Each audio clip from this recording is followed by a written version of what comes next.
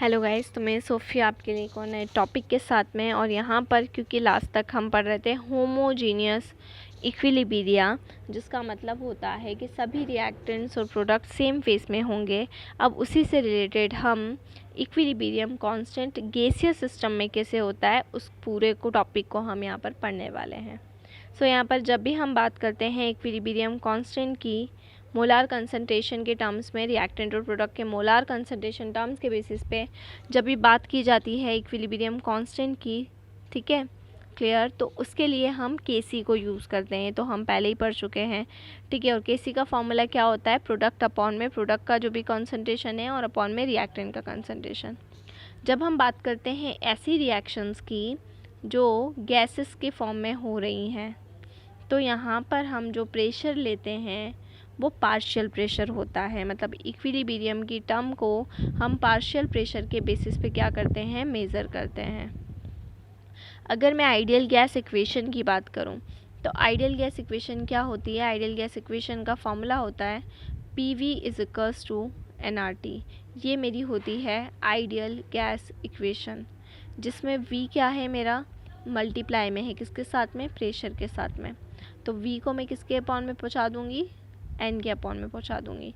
तो बेसिकली मेरा जो फॉर्मूला है वो हो जाएगा P is equals to N upon V RT, जहाँ पर जो P है वो प्रेशर है, किसके टर्म्स में? पास्कल की टर्म्स में प्रेशर है, ठीक है। तो PA को मैं प्रेशर बोल रही हूँ।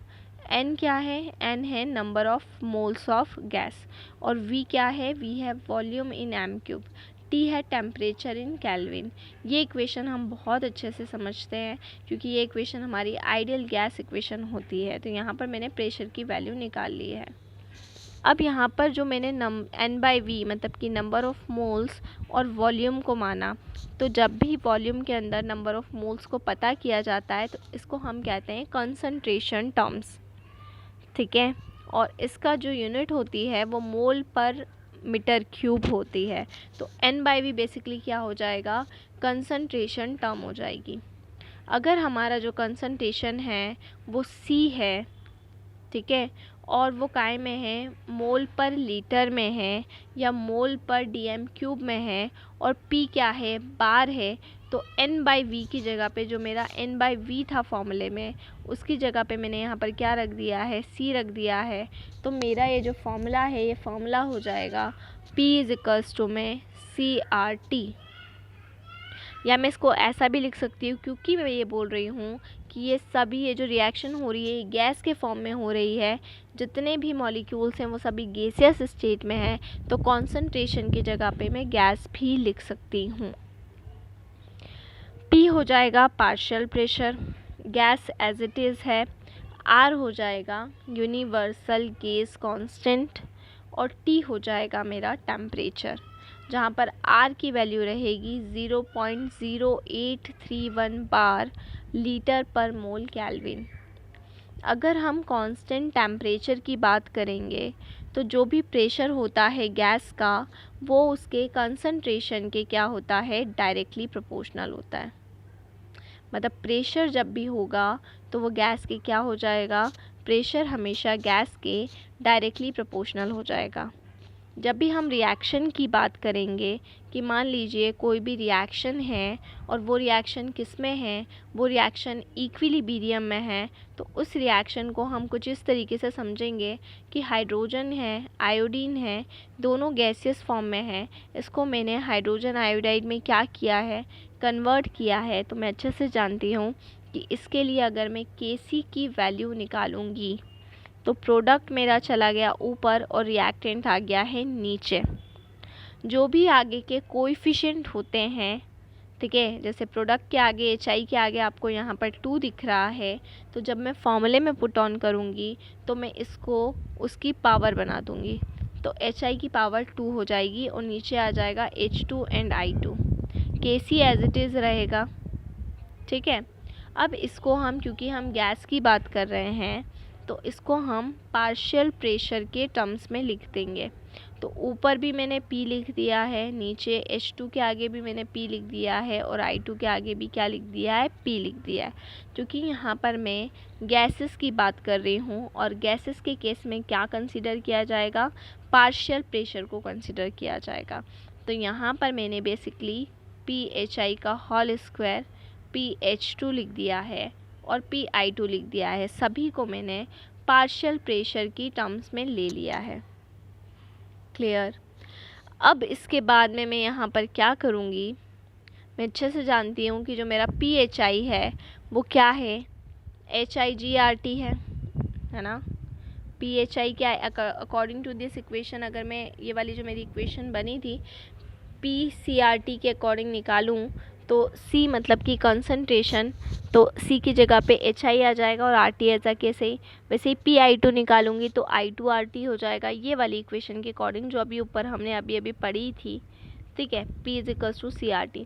इसके अकॉर्डिंग में PHI PI2 की वैल्यू मैंने निकाली I2RT और PH2 की वैल्यू मैंने निकाली H2RT। जितनी भी वैल्यूज़ हैं इन सभी वैल्यूज़ को मैं ऊपर इक्वेशन नंबर 7.12 में जाके देखिए पुट कर दूंगी।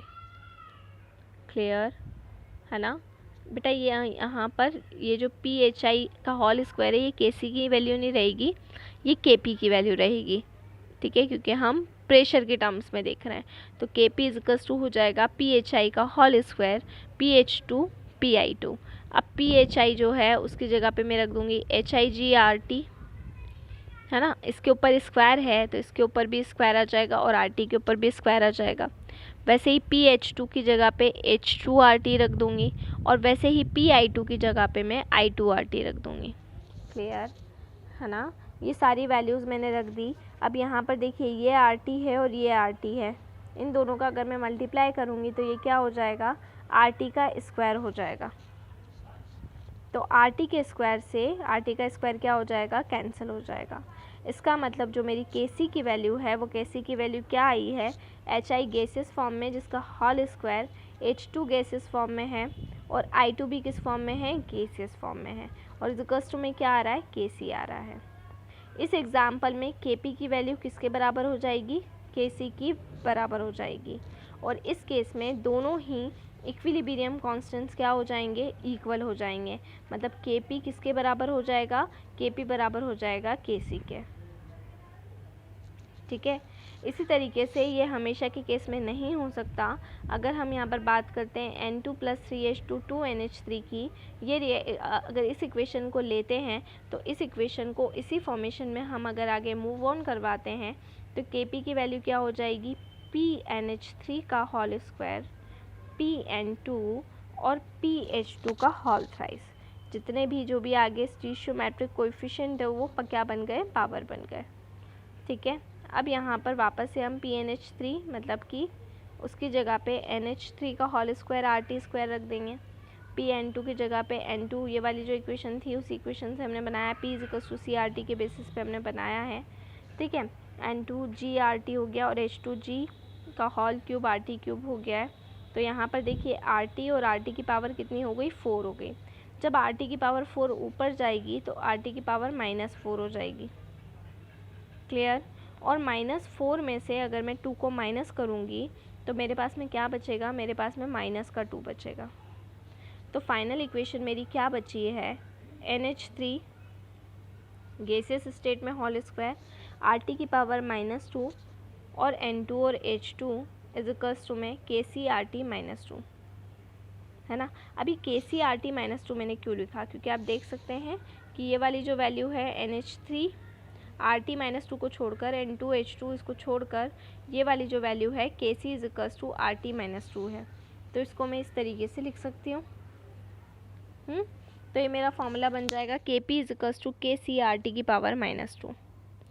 इसी तरीके से एक जनरल इक्वेशन मान लेते हैं, A और B रिएक्टेंट है जो C और D में कन्वर्ट हो रहा है।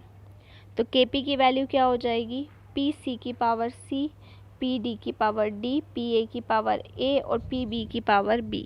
ये सब पार्शियल प्रेशर के केस में आ गया है। ठीक है ना। और क्योंकि हम ऊपर देख चुके हैं कि जो भी वैल्यू रहती है Kp की वो Kc की क्या होती है, इक्वल होती है अगर Rt की जो भी पावर है वो पावर लगा दी जाए तो इसी टर्म्स में अगर हम इसको निकालेंगे ऊपर वाली इक्वेशन के बेसिस पे तो हो जाएगा c की पावर c, d की पावर t, a की पावर a, b की power b, rt c plus d और rt a प्लस b। अब यहाँ पर हम क्या करेंगे, ये जो rt है इसको अगर ऊपर लेके जाते हैं तो क्या होगा, क्योंकि बेस सेम है तो दोनों एक दूसरे के डिवाइड में और बेस सेम है तो पावर माइनस हो जाएगी।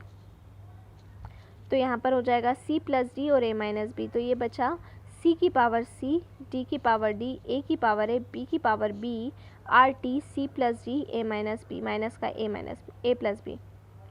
ठीक है, अब ये c प्लस d क्या है, दूसरे गैस के नंबर ऑफ मोल्स है, a प्लस b पहले गैस के नंबर ऑफ मोल्स हैं, तो इसमें से इसको जो माइनस करेंगे तो change in number of moles हम पता कर रहे हैं, इसलिए यहाँ पर आ जाएगा डालन। तो और c की पावर c, d की पावर d, a की पावर a, b की पावर b की जगह पे आ जाएगा kc।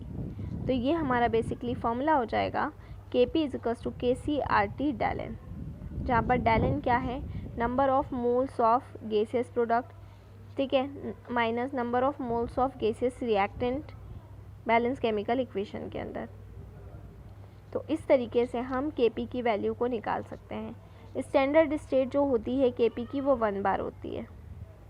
1 का मतलब होता है 1 पास्कल, और पास्कल किसके बराबर होता है, 1 न्यूटन मीटर, और 1 बार बराबर होता है 10 टू द पावर 5 पास्कल। ठीक है, kp की वैल्यूज़ आप यहाँ नीचे आने वाली रिएक्शंस के अंदर देख सकते हैं। ये अलग अलग टेम्परेचर है जिस पर kp की वैल्यू यहाँ पर दी हुई है। रिएक्शंस है N2 प्लस 3H2 तो मिलेगा 2NH3, फिर 2SO2 प्लस O2 तो मिलेगा 2SO3, फिर N2O4 2NO2।